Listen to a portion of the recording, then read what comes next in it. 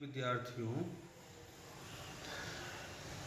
विश्व कवि रविन्द्रः पाठ का अगला भाग द्वात्रिंशद अधिक एकोनविंशतिशततमे ख्रीष्टाब्दे 1932 ईस्वी में महात्मा गांधी पुणे कारागारे अवरुद्ध आसीन पुणे कारागार में बंद थे। ब्रिटिश शासक अनुसूचित जातीयानाम अनुसूचित जातियों सवर्ण हिंदू जातियों के लिए पृथक निर्वाचन के लिए प्रयत्नशील थे। यह स्पष्ट उद्देश्य था कि हिंदू जातीयानाम परस्परम विभाजनम आसीत्। हिंदू जातियों का आपस में विभाजन करना उनका स्पष्ट उद्देश्य था। बहुविरोधे कृते अपि बहुत विरोध करने पर भी ब्रिटिश शासकों ने शांति नहीं किया, शांत नहीं हुए। विभाजयितुं च एव प्रयत्नमाना एवासन विभाजन में के लिए प्रयत्नशील ही थे। तब महात्मा गांधी ने हिंदू जाति ऐक्य स्थापयितुं हिंदू जातियों की एकता स्थापित करने के लिए कारागार में आमरण अनशन प्रारंभ किया। गुरुदेव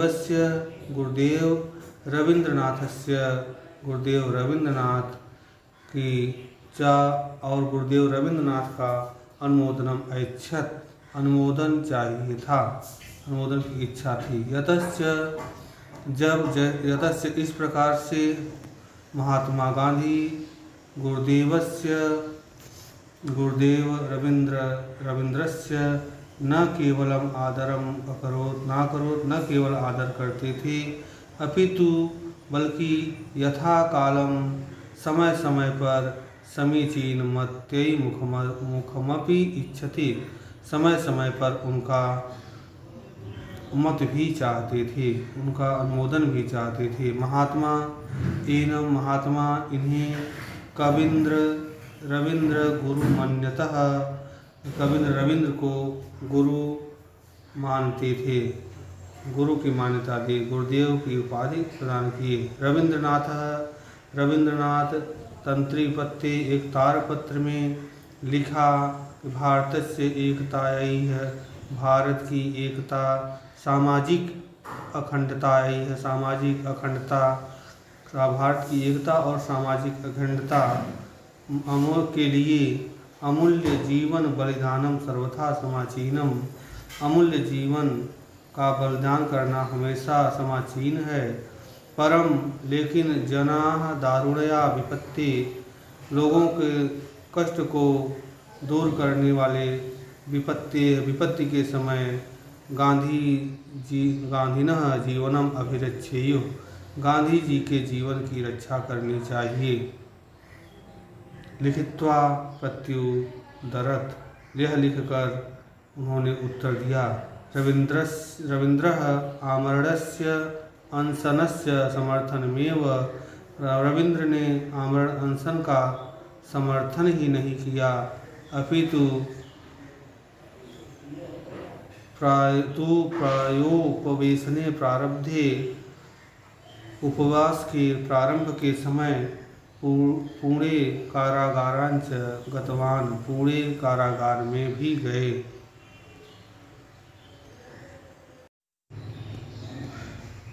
प्रिय विद्यार्थियों, साहित्यिक प्रतिभा का विकास। रविन्द्रस्य साहित्य रचनायां नैसर्गिकी नवोन्मेषशालिनी प्रतिभा तु प्रधान कारणमासीदेव।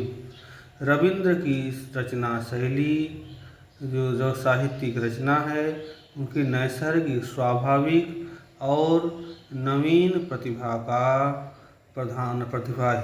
नई उभरती हुई प्रतिभा ही प्रधान कारण थी। परम लेकिन तत्त्वतया वहाँ पर पारिवारिक स्थिति भी विशिष्टम कारणम अभूत, विशेष कारण थी। उनके पारिवारिक परिस्थिति भी एक विशेष कारण थी। यथा जैसे गृहे घर में प्रतिदिनं साहित्यिक वातावरणम, प्रत्येक दिन साहित्यिक वातावरण,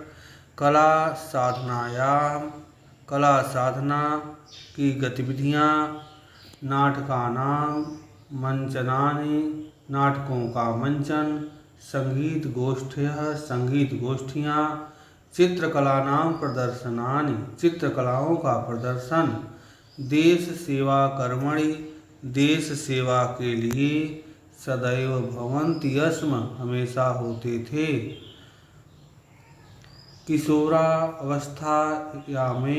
किशोरावस्था में ही रविंद्र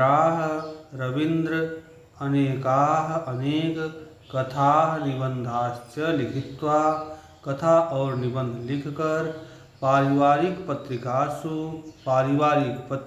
में भारतीय साधना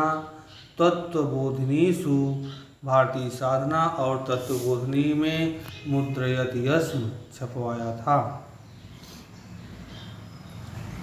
तेन च और उनके द्वारा शैशव संगीत, सांध्य संगीत, प्रभात संगीत, नाटकों में रुद्रचंड वाल्मीकि प्रतिभागी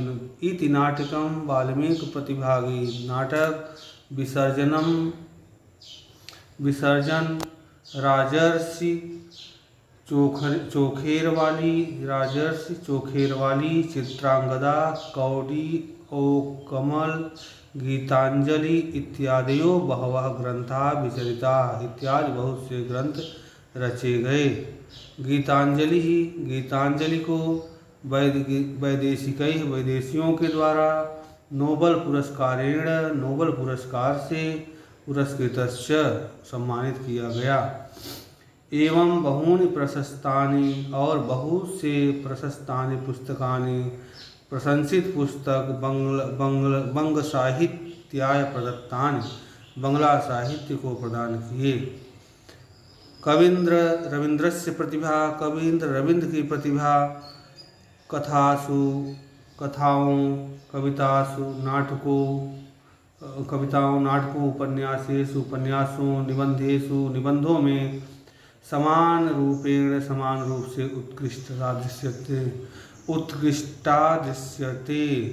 उत्कृष्ट दिखाई पड़ती है। सत्य ही है गीतांजलि, चित्रांगदा च, और चित्रांगदा कला के दृष्टि से महाकवेरु भी अपि रचने वैशिष्ट्यम मावहत, महाकवि की रचना की विशेषता को बतलाते हैं।